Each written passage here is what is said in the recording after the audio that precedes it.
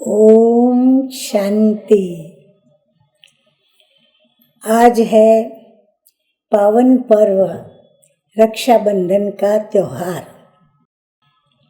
आज के दिन सभी भाई बहनें अति उत्साह में एक दो को याद करते हुए एक दो के पास पहुंचकर और अपने हाथ में राखी जरूर बंधवाते हैं। और ये राखी बांधते समय अपने उस संबंध को याद करते हुए अपने को हर्षित बना देते हैं।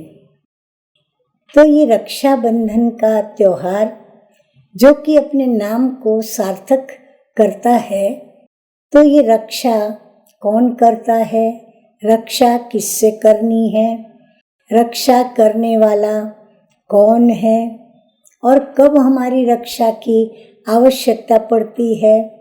तो आइए आज हम थोड़े शब्दों में इस विषय में सुनेंगे। रक्षा करने वाला वास्तव में तो सर्व आत्माओं का एक रक्षक परमपिता परमात्मा शिव बाबा ही है, क्योंकि परमात्मा ही हर एक की जन्म पत्री को जानते, हर एक के भाग्य विधाता हैं और हर एक आत्मा का अपना अपना भाग्य है। परंतु यह भाग्य वर्तमान समय कलहयुगी तमो प्रधान दुनिया के अंदर दुर्भाग्य बन चुका है। दुर्भाग्य क्यों कहते हैं? क्योंकि यहाँ कदम कदम पर आसुरी वृत्ति, आसुरी दृष्टि और आसुरी प्रवृत्ति और आसुरी मन वचन कर्म से व्यवहार करने वाली ऐसी आसुरी आत्माओं से पाला पड़ता है और उन लोगों से स्वयं की रक्षा करना अति आवश्यक हो जाता है। क्योंकि रक्षा होने से इज्जत और आबरू की रक्षा होती है। अगर रक्षा नहीं की जाती तो सबके बीच में बेइज्जती होती है, बेआबरू होते हैं। इसीलिए किसी रक्षक का हमारे साथ साये की तरह रहना अति आवश्यक है। अब रक्षा तो इस पुरानी दुनिया में घर से कदम बाहर रखो तो भी ज़रूरत है, घर के अंदर हैं तो भी हमें आवश्यकता है।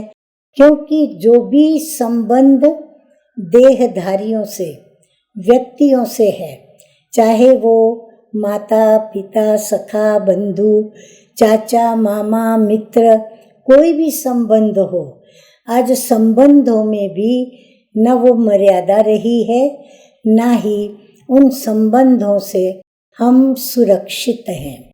इसीलिए प्रत्येक को घर के अंदर भी अपनी सुरक्षा को सोचना पड़ता है, सुरक्षा कवच पहनना ही पड़ता है। घर से बाहर जाओ तो प्रश्न ही नहीं। जब अपनों से ही हम सुरक्षित नहीं तो बाहर वालों से हम कैसे सुरक्षित रह सकते हैं।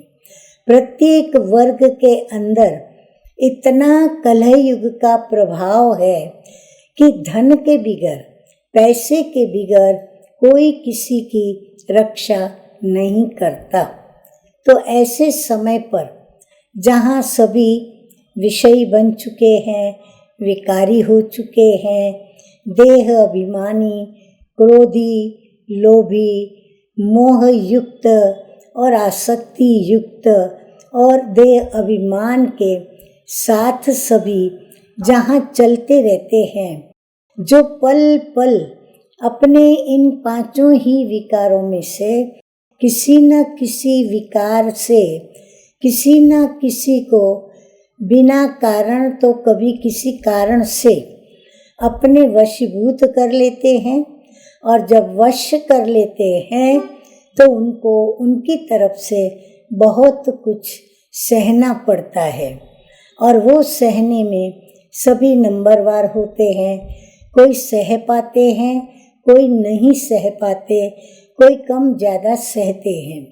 जब सहन करने की बात आती है तो सहन न करने वाले गुस्से में, क्रोध में आ जाते और क्रोधित होकर के और संबंधों की तोड़फोड़ करते, साधनों की तोड़फोड़ करते, पदार्थों की, चीज़ों की तोड़फोड़ करते और फिर यहाँ तक कि अपने ही परिवार से, अपनों से रूठ करके और चले जाते हैं। तो घर वाले भी दुखी, स्वयं भी दुखी, सभी को वो दुख दे करके जाते हैं।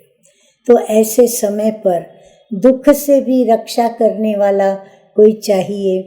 अशांति जो फैल चुकी उसमें भी हमें कोई अशांति न फैलावे, ऐसा सुरक्षित करने वाला कोई चाहिए।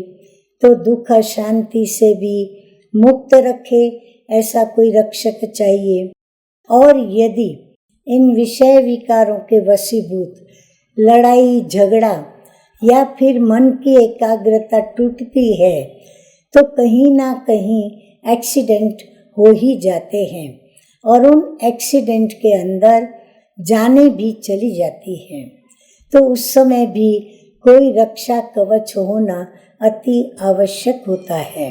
उसी प्रकार शारीरिक अनेक कर्म भोग हैं, क्योंकि कर्म का यह कायदा है, जैसा कर्म करेंगे वैसा फल भोगेंगे। तो कर्म भोग के रूप में कर्मों का फल भुगतना पड़ता है। अब वो कर्म का फल भी कोई तो हल्का रोग होता है, परंतु कई रोग ऐसे भी हैं जो बड़े भारी और भयंकर, कभी भी उसका इलाज न हो सके, ऐसे भी वो रोग होते हैं। तो अपने को निरोगी करने के लिए भी रक्षा कवच चाहिए। तो इस प्रकार रक्षा की आवश्यकता कदम कदम पर पड़ती है। वर्णन करने बैठे तो 1 मास तक उसका वर्णन करते रहें कि हमको रक्षा की कहाँ कहाँ ज़रूरत है।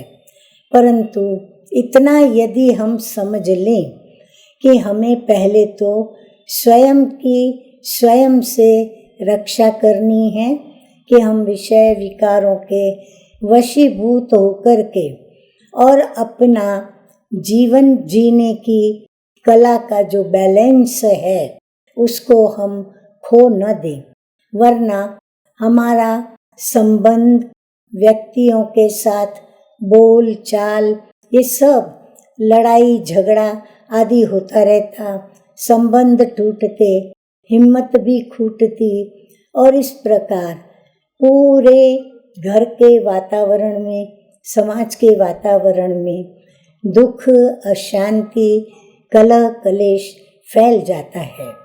तो इसीलिए सभी फिर उस समय परमपिता परमात्मा को याद करते हैं कि हे प्रभु हमारी रक्षा करो। तो रक्षा करने के लिए दुश्मनों से स्वयं को बचाना अति आवश्यक हो जाता है। तो ये जो दुश्मन हैं उनको हम पहले पहचानें। दुश्मन को पहचानने के पश्चात उनको जीतने की कला को हम हस्तगत करें और उनको जीतने के पश्चात हम सदा विजयी रहें, कभी भी हम उनके वशीभूत न हो। उसके लिए भी हमें आगे क्या करना है वह भी हम अपने जीवन के अंदर धारणा को अपना लें। तो परमपिता परमात्मा सच्ची आकर के रक्षा बांधते हैं और हम बच्चों को कैसे सुरक्षित रखते हैं। तो प्रभु हमें आकर के एक तो सत्य ज्ञान का सूत्र देते हैं। उस सत्य ज्ञान के सूत्र के साथ उस सूत्र के अंदर इतना बल शक्ति भर देते हैं जो उस सूत्र को परमपिता परमात्मा की स्मृति में प्रतिज्ञा के रूप में बांधते हैं, वो सदैव सुरक्षित हो जाते हैं। तो इसीलिए स्वयं को यदि सुरक्षित रखना है या स्वयं को सुरक्षित करना है तो भले रहे घर गृहस्थ व्यवहार में, धंधा, नौकरी, बिजनेस आदि जो भी करते हैं वो लौकिक कार्य व्यवहार करते रहें, परंतु स्वयं को इस दुनिया में मेहमान समझकर न्यारे रहें और न्यूट्रल रहें। यदि संसार में रहते हुए स्वयं को मेहमान समझेंगे तो कहीं भी किसी से भी विषय विकार के वशीभूत नहीं होंगे। तो परमपिता परमात्मा की शरण में हमारी आत्मा, हमारा मन, हमारी बुद्धि उसकी शरण में रहे, अर्थात उसकी स्मृति हमारे साथ बनी रहे कि मैं सर्वशक्तिमान परमपिता परमात्मा की मास्टर शक्तिवान संतान हूँ और इसीलिए मुझे अपने में आत्मविश्वास ये रखना है कि मैं कभी भी किसी भी कारण से, किसी से भी, किसी भी आकर्षणों से मैं हार नहीं खा सकता। तो इस प्रकार प्रभु को अपना साथी बना के रखें और प्रभु से ही अपना संबंध जोड़ें और प्रभु से संबंध जोड़ा हुआ रख करके और फिर जो भी लौकिक कार्य करने हैं, लौकिक संबंध निभाने हैं वो निभाएं और उन संबंधों को निभाते हुए हम रक्षा सूत्र को एक दो के हाथ में अवश्य बांधें तो ये रक्षा सूत्र रक्षा करेगा। तो ये एक ऐसा बंधन, कौन सा बंधन?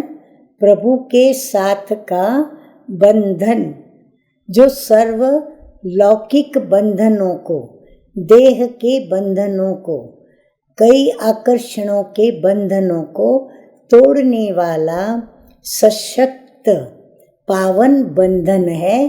तो ये पावन बंधन प्रभु की स्मृति में भले वो बहन बांधे चाहे भाई बांधे, परंतु प्रभु स्मृति में बांधे तो ये बंधन हमारा पक्का होगा, मजबूत होगा और हमारी सदैव वो सुरक्षा करता रहेगा।